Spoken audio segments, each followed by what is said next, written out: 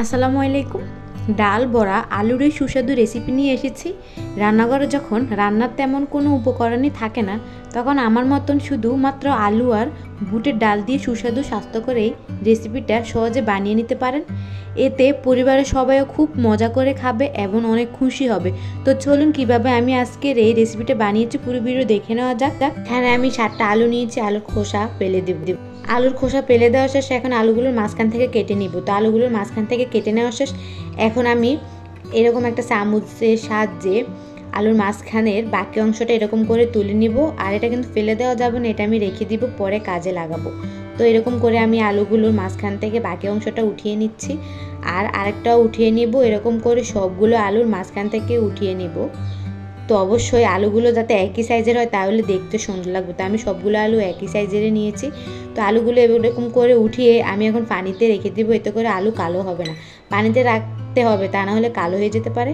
তো এখন আমি পানিতে রেখে দিলে আর আলুর বাকি অংশটাও রেখে দিব একটা সাইডে। তারপর এখানে আমি 1 কাপ বুটের ডাল নিয়েছি, সারা রাত ভিজিয়ে নিয়েছি। এখন ভালো করে ধুয়ে পরিষ্কার করে নিয়েছি। এখন পেস্ট করে নেব। তো পেস্ট করে নেওয়া শেষ।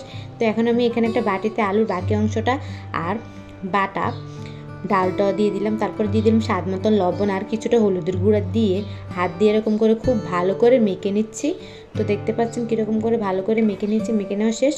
এখন পানি থেকে উঠিয়ে নিয়েছি আলুর পিসগুলো। তারপরে এরকম আলুর মাঝখানে এখন আমি ডালের পুরটা দিয়ে দেব। তো দেখতে পাচ্ছেন বাস শেষ একটা দেওয়া। এরকম করে আমি সবগুলো আলুর মাঝখানে ডালের পুরটা দিয়ে দেব।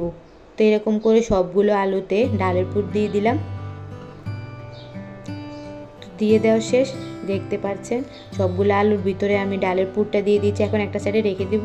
এখন আমি এখানে একটা স্পেশাল মশলা তৈরি করব। তার জন্য এখানে নিয়েছি টমেটো, কাঁচামরিচ, আদা কুচি, তেজপাতা, পেস্তা বাদাম, কিশমিশ, রসুন, লং, এলাচ, দারচিনি, গোলমরিচ আর শুকনো মরিচ, আস্ত জিরা আর নিলাম পেঁয়াজ কুচি। তো চুলে চলে গেলাম। চুলে চলে গিয়ে দিয়ে দিলাম কিছুটা তেল। তারপরে এখন আমি এই সব মশলা দিয়ে দিব, দিয়ে ঢাকনা দিয়ে ঢেকে রেখে দিব। এতে করে সামান্য একটু সিদ্ধ হয়ে যাক টমেটোটা। তারপরে আমি ঢাকনাটা তুলে নিয়েছি। তো টমেটোটা একটু সিদ্ধ হয়ে গেছে দেখতে পাচ্ছেন। তো এখন আমি চুলা থেকে নামিয়ে পেস্ট করে নেব। এটা এতটাই বাজতে হবে না, অল্প একটু বাজলে হয়ে যাবে। তো এখন আমি চুলা থেকে নামিয়ে ঠান্ডা করে নিয়েছি। তো এখন আমি এসব কিছু উপকরণ ভালো করে পেস্ট করে নেব। তো আমার পেস্ট করে নেওয়া শেষ। এখন আমি চুলে চলে যাব। তার জন্য চুলে একটা প্যান বসিয়ে দিয়ে দিলাম সামান্য পরিমাণ তেল, আর দিয়ে দিলাম আলুর পুরে ভরা পিসগুলো। এখন প্যানের মধ্যে দিয়ে সবগুলো দিয়ে ঢাকনা দিয়ে ঢেকে দিব। এতে করে সিদ্ধ হয়ে যাবে। আর ওই আলুর মাঝখানে যে পুরটা দিয়েছি ওটা পড়ে যাবে না। যে হাত দিয়ে টিপে দেখেছি যে লেগে গেছে।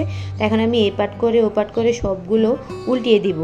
এতে করে তাড়াতাড়ি সিদ্ধ হয়ে যাবে। তো উল্টে দেওয়ার পরে সবগুলো হয়ে গেছে দেখতে পাচ্ছেন। তো এখন আমি এগুলোকে চুলা থেকে নামিয়ে নিব তেল জড়িয়ে। তো চুলা থেকে নামিয়ে নেওয়া শেষ। এখন আমি বাকি তেলের মধ্যে দিয়ে দিব যে মশলাটা আমি তৈরি করেছি, পেস্ট করে রেখেছি, ওই মশলাটাই দিয়ে দিলাম। দিয়ে একটু কষিয়ে নেব। তো কষিয়ে নেওয়ার পর এখন আমি ব্লেন্ডারে একটু পানি দিয়ে আবারও দিয়ে দিলাম। তো বেশি পানি দিব না, অল্প পানি দিব, কারণ আলুটা যেহেতু আগে ভেজে নিয়েছি সিদ্ধ হয়ে যাবে। তো এখন আমি এই কষিয়ে রাখা মশলাগুলোর মধ্যে আলু পিসগুলো দিয়ে দিলাম। দিয়ে দেওয়ার পর ঢাকনা দিয়ে ঢেকে দিব আর মিডিয়াম আঁচে রাখবো। তারপরে এখন এর মধ্যে দিয়ে দিলাম ধনিয়া পাতা কুচি, আর দিয়ে দিচ্ছি কিছুটা চিনি, আর দিয়ে দিচ্ছি গরম মশলা, তারপর দিয়ে দিচ্ছি 1 চা চামচ ঘি। এই সব কিছু দিয়ে পানিটা যেহেতু শুকিয়ে গেছে দেখতে পাচ্ছেন, এখন আমার এই ডালে বড়া আলুর এই রেসিপিটা হয়ে গেছে দেখতে পাচ্ছেন। তো এই সুস্বাদু রেসিপিটা আপনাদের কাছে যদি আজকে ভালো লেগে থাকে, তাহলে অবশ্যই আপনারা একবার ট্রাই করবেন। আর ভালো লাগলে আমার পাশে থাকবেন। ধন্যবাদ।